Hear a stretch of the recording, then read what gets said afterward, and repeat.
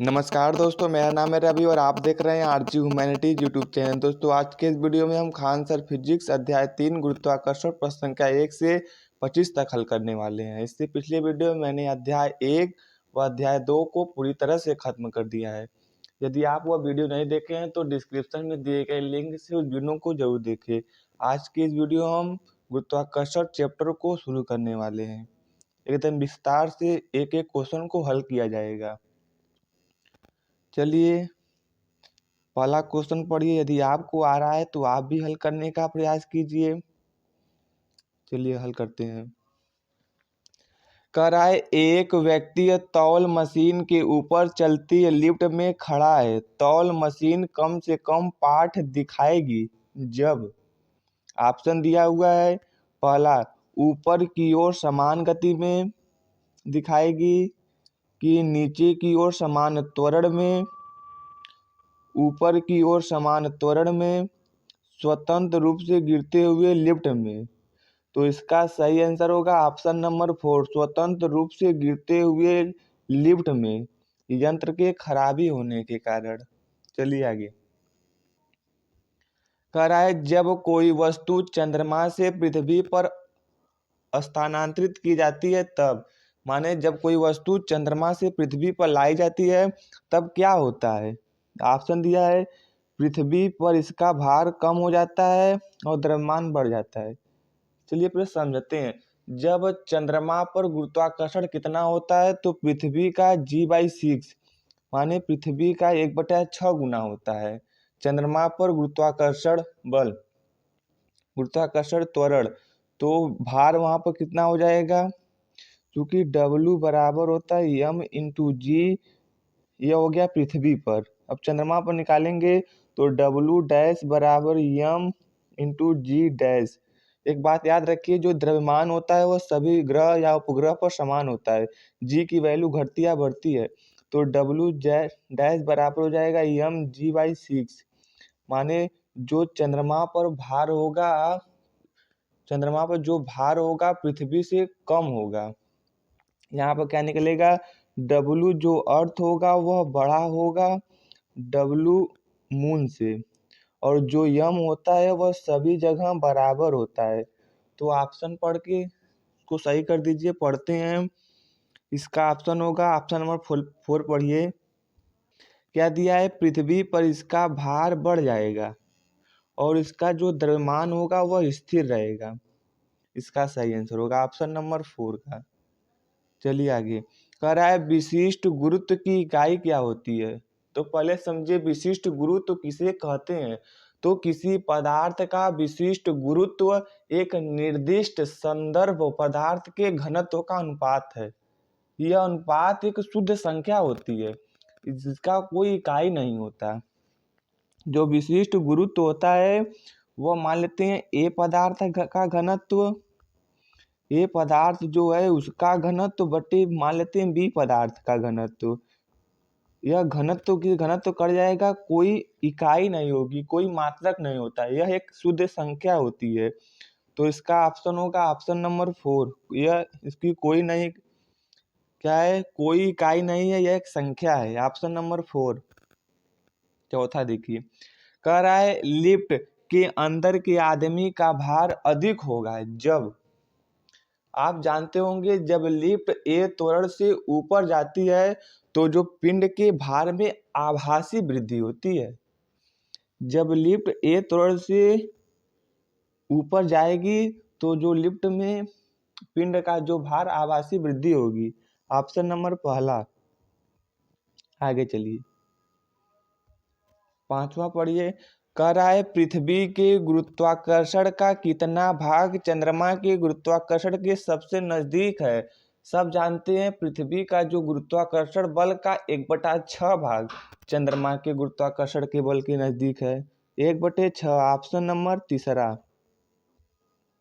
इसका सही आंसर होगा ऑप्शन नंबर तीसरा। आगे चलिए। कह रहा है, शरीर का वजन।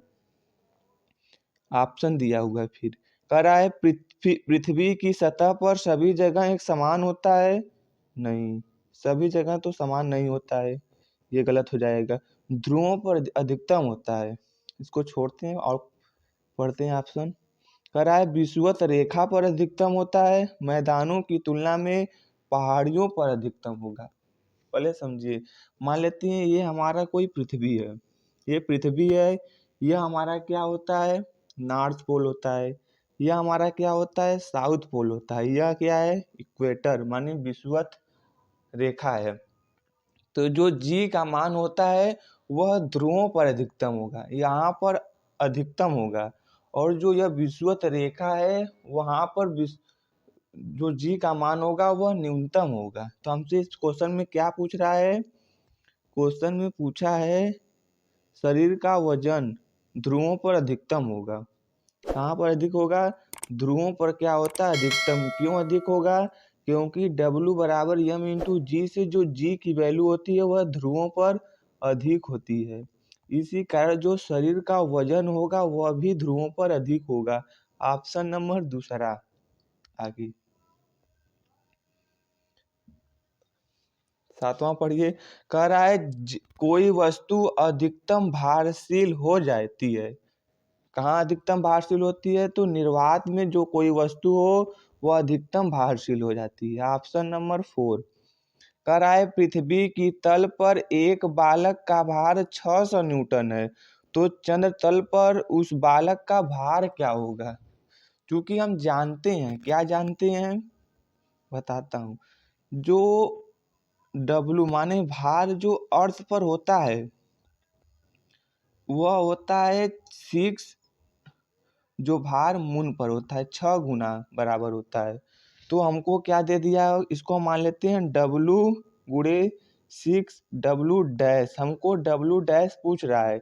W माने पृथ्वी पर दे दिया है 600 गुणे 6, चंद्रमा पर पूछ रहा है, तो W डैश की वैल्यू कितनी मिल जाएगी, 100 न्यूटन। तो चंद्रमा पर भार कितना हो जाएगा, 100 न्यूटन। Option number 4। चलिए आगे 9 पढ़िए। कह रहा है चांद की सतह से यदि एक चट्टान लाया जाता है तो उसका द्रव्यमान बदलता है, यह गलत है। इसका भार बदलता है, द्रव्यमान नहीं, यही सही होगा। उसका भार बदल जाएगा लेकिन जो उसका द्रव्यमान होगा वह नहीं बदलता है। अभी मैंने आपको बताया था इसका कारण। 10 पढ़िए। कह रहा है निर्वात में यदि 3 वस्तुएं जैसे लोहा, कागज और पत्थर को गिराया जाए तो पृथ्वी पर कौन पहले आएगा। तो तीनों एक साथ आएंगे, क्योंकि भाई साहब निर्वात है, निर्वात में हवा नहीं होता, अतः किसी प्रकार का दबाव ऊपर या नीचे की तरफ नहीं लगेगा। इस कारण जो तीनों वस्तुएं होगी वह एक साथ आएंगी नीचे। आगे चलिए 11 कह रहा है यदि ये पृथ्वी और सूर्य के बीच की दूरी वर्तमान दूरी की दुगनी हो जाए और तथा सूर्य द्वारा पृथ्वी पर निष्पादित गुरुत्वाकर्षण बल कितना हो जाएगा। पहले वर्तमान में कितना होता है, तो वर्तमान में आकर्षण बल कितना लगता है, गुरुत्वाकर्षण बल का ये आकर्षण बल। तो वर्तमान में जो आकर्षण बल होता है F बराबर होता है G m1 बटे r का स्क्वायर। यहाँ पर देखिए हमारा क्या कांस्टेंट है, जी हमारा कांस्टेंट होगा।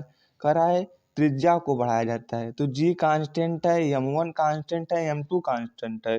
तो f is the proportional of r का 1/r का स्क्वायर। यहाँ से निकाल लीजिए f1/f2, तो क्या निकलेगा, f1/f2 बराबर मिल जाएगा r2 बटे r1 का होल स्क्वायर। हमारा f1 का रहा है वर्तमान में, f मान लेते हैं, हमसे f2 पूछ रहा है।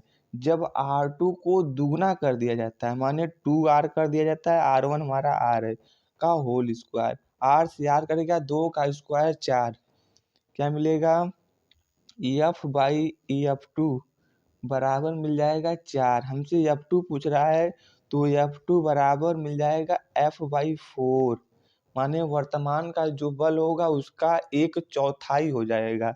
तो इसका ऑप्शन कौन हो जाएगा, वर्तमान का 1/4। Option number 4। चलिए 12 नंबर क्वेश्चन।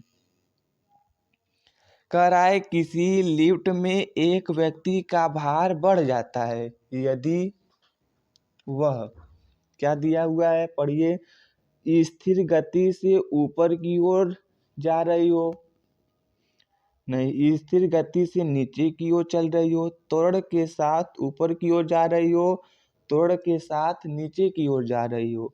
तो इसका सही आंसर हो जाएगा त्वरण के साथ नीचे की ओर जा रही हो। ऑप्शन नंबर तीसरा, 12 का ऑप्शन नंबर होगा तीसरा। चलिए 13। कह रहा है मनुष्य लिफ्ट में कब अपना भार कम महसूस करता है। तो जब पिंड जो होता है ए त्वरण से नीचे आती है तो जो पिंड के भार में आभासी कमी होती है वह व्यक्ति जो होगा जब ए त्वरण से नीचे आएगी तो अपना भार कम महसूस करेगा। क्या होगा, त्वरण के साथ नीचे जाते समय। ऑप्शन नंबर दूसरा। आगे चलिए 14 नंबर। कह रहा है किसी ऊंचाई से पृथ्वी की ओर स्वतंत्रता पूर्वक गिर रही वस्तु से गिरती है। क्या, फिर से पढ़ता हूँ क्वेश्चन। कह रहा है किसी ऊंचाई से पृथ्वी की ओर स्वतंत्रता पूर्वक गिर रही वस्तु एक समान से गिरती है। गति गिरती है एक समान से कि त्वरण गिरता है, वेग, प्रतिरोध। तो हम जानते हैं जो कोई वस्तु एक समान से गिरती है तो उसका जो जी की वैल्यू होती है अर्थात जो त्वरण होता है वह जी के बराबर होता है, माने एक समान होता है। तो इसका ऑप्शन होगा त्वरण, ऑप्शन नंबर दूसरा। 15 देखिए। कह रहा है यदि दो द्रव्यमानों के बीच की दूरी दोगुनी कर दी जाए तो उसके बीच गुरुत्वीय आकर्षण होगा। क्या कर रहा है, बीच की दूरी दुगनी कर रहा है। अभी मैंने बताया था ऑप्शन नंबर क्वेश्चन नंबर 11 की तरह वाला क्वेश्चन है। वर्तमान में क्या होगा आकर्षण बल, F बराबर G m1m2/r का स्क्वायर।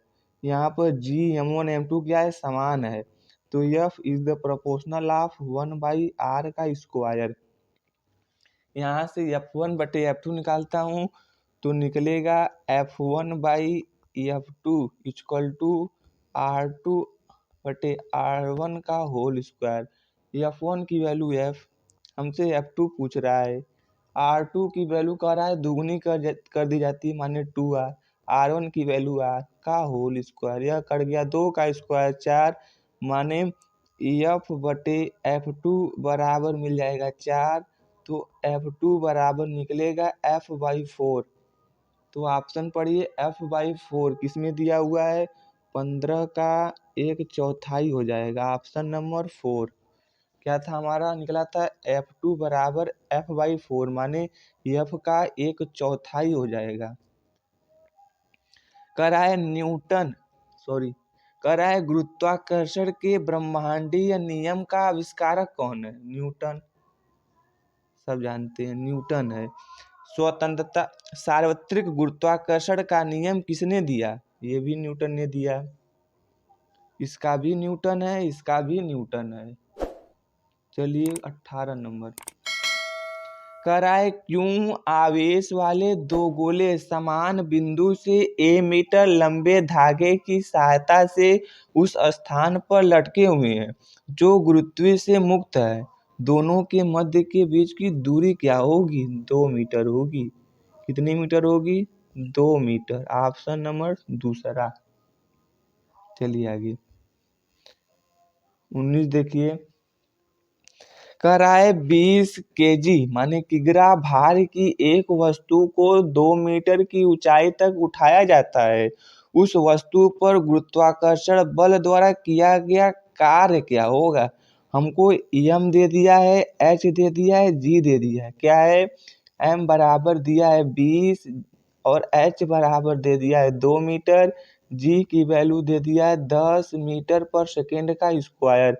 हमसे किया गया कार्य पूछ रहा है तो हम जानते हैं किया गया कार्य बराबर स्थितिज ऊर्जा बराबर mgh। क्या हो जाएगा, U बराबर mgh। m का वैल्यू भाई साहब 20, जी की वैल्यू 10, एच की ऊंचाई 2, तो ये हो जाएगा 200 पूरे 2 माने 400 जूल। तो ऑप्शन नंबर पहला में दिया है 400 जूल, 19 का फर्स्ट। चलिए आगे, 19 हो गया, 20 देखते हैं। कह रहा है मान ले एक काल्पनिक ग्रह, हम मान लेते हैं, कह रहा है कोई काल्पनिक ग्रह जिसका द्रव्यमान पृथ्वी के आधे के बराबर और त्रिज्या 1/3 के बराबर है। यदि ये पृथ्वी की सतह पर गुरुत्वाकर्षण के कारण गुरुत्वीय त्वरण जो है वह g है, तो उस ग्रह का गुरुत्वाकर्षण के कारण त्वरण कितना होगा। कह रहा है, इसको साइड करता हूँ, अब हल करता हूँ। कह रहा है कोई ग्रह है, काल्पनिक ग्रह, कह रहा है इसका जो द्रव्यमान है, माने जो इसका m है वह पृथ्वी के द्रव्यमान का आधा है। यम क्या है, पृथ्वी का, me/2, और इसकी जो त्रिज्या कह रहा है r, वह एक पृथ्वी की त्रिज्या का 1/3 हो, re/3 है। यम कितना हो गया, me/2, r कितना हो गया, re/3।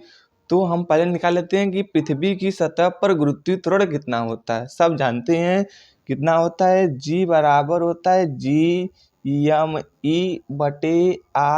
का होल स्क्वायर।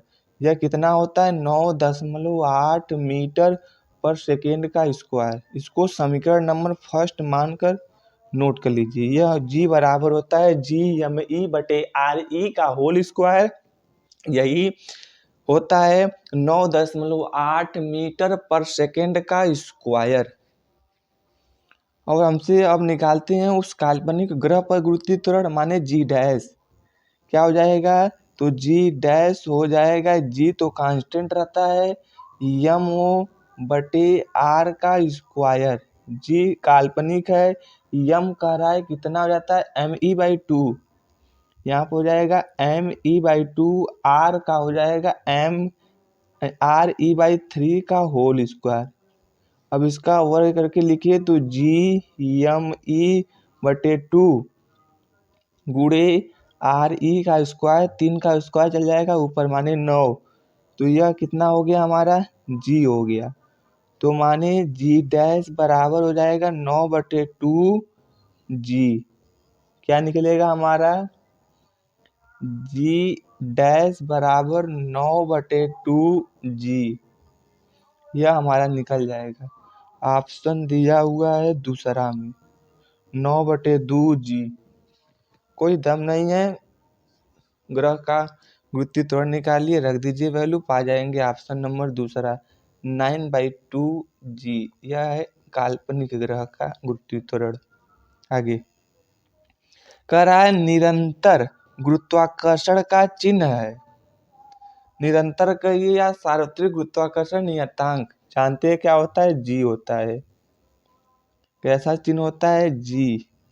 अब पूछेंगे g की वैल्यू कितनी होती है, तो इसको भी याद कर लीजिए, होता है 6.67 गुणे 10⁻⁻11।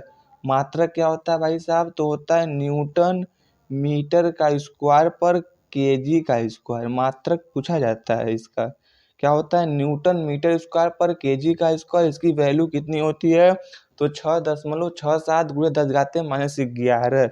इसी को कहा जाता है निरंतर गुरुत्वाकर्षण का चिन्ह। ऑप्शन नंबर दूसरा, 21 का दूसरा।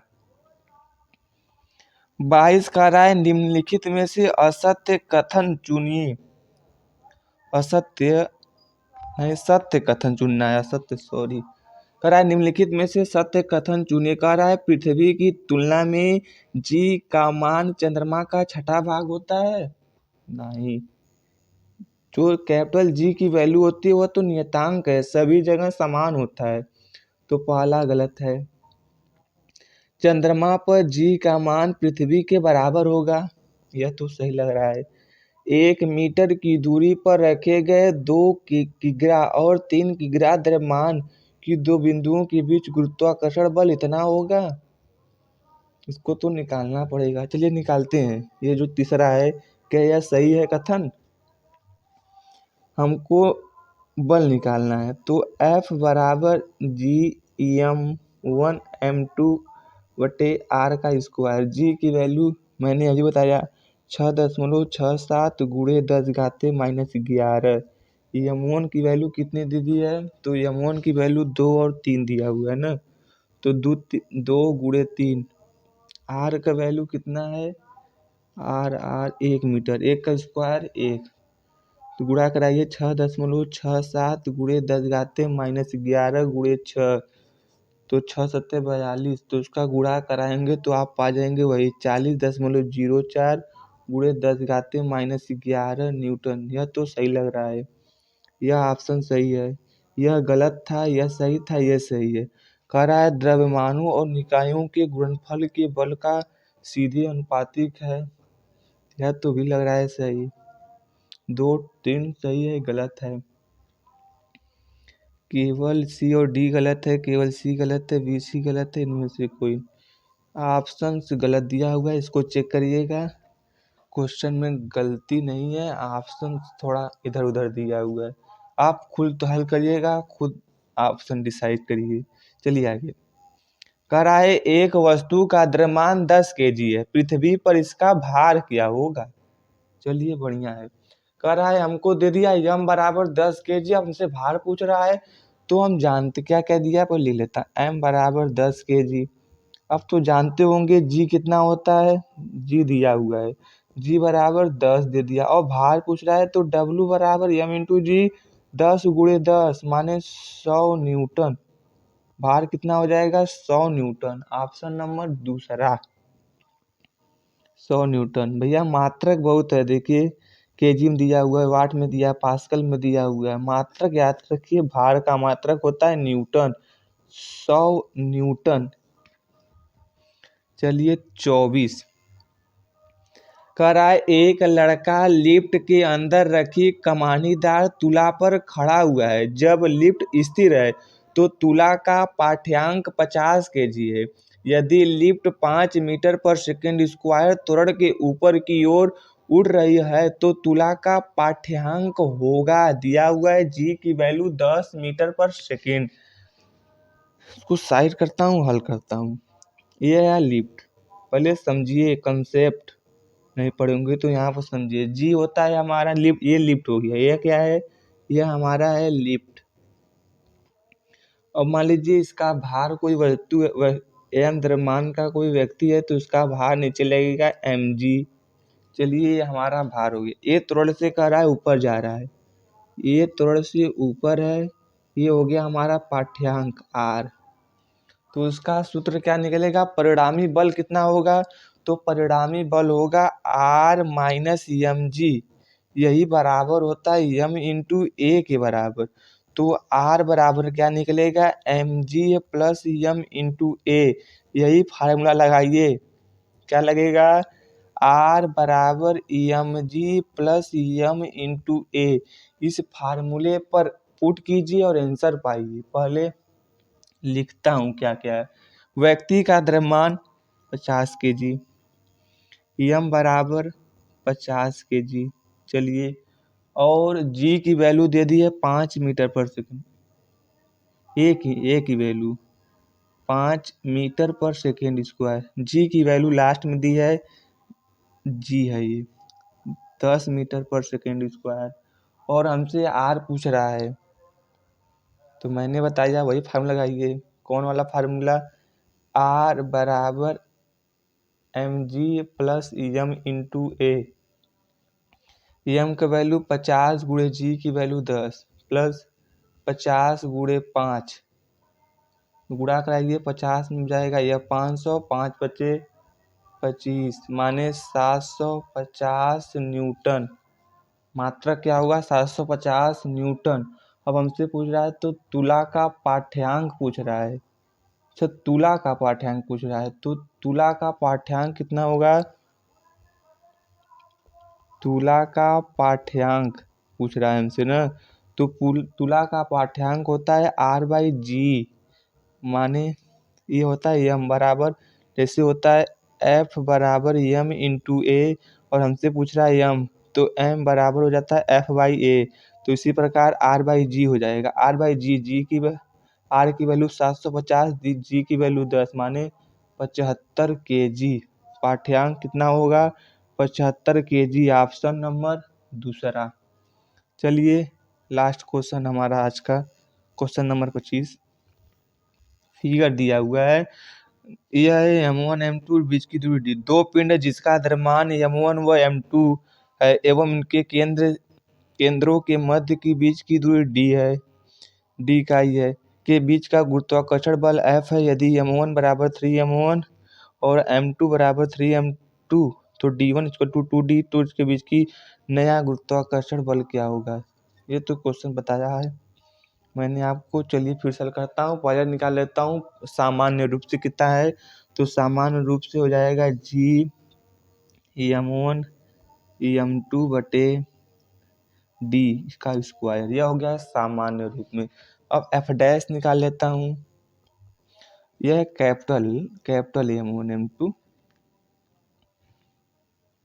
नहीं, ये सामान्य रूप में है ना, तो ये स्मॉलर रहेगा, स्मॉल m2। तो f डैश कितना हो जाएगा? g कैपिटल M2 बटे d डैश का स्क्वायर। अब यही निकालता हूँ। पहले हमारा था f कितना सामान्य रूप में g m1 m2 बटे d का स्क्वायर, इसको एक मान लीजिए समीकरण। f2 निकालना था तो g m1 की वैल्यू थी 3m1 माने 3m1, कैपिटल M2 की वैल्यू थी 3m2 बटे d की वैल्यू कितना हो जाता है? 2d का होल स्क्वायर। तो यही लिखाइए 3 त्रिक 9 g m1 m2 बटे 2 का स्क्वायर 4d का होल स्क्वायर। तुलना करिए 9 बटे 4 आ रहा है, तो माने f डैश बराबर हो जाएगा 9 बटे 4 f। ऑप्शन हो जाएगा f डैश बराबर 9 बटे 4 f, 9 बटे 4। ऑप्शन नंबर तीसरा, 25 का ऑप्शन नंबर तीसरा।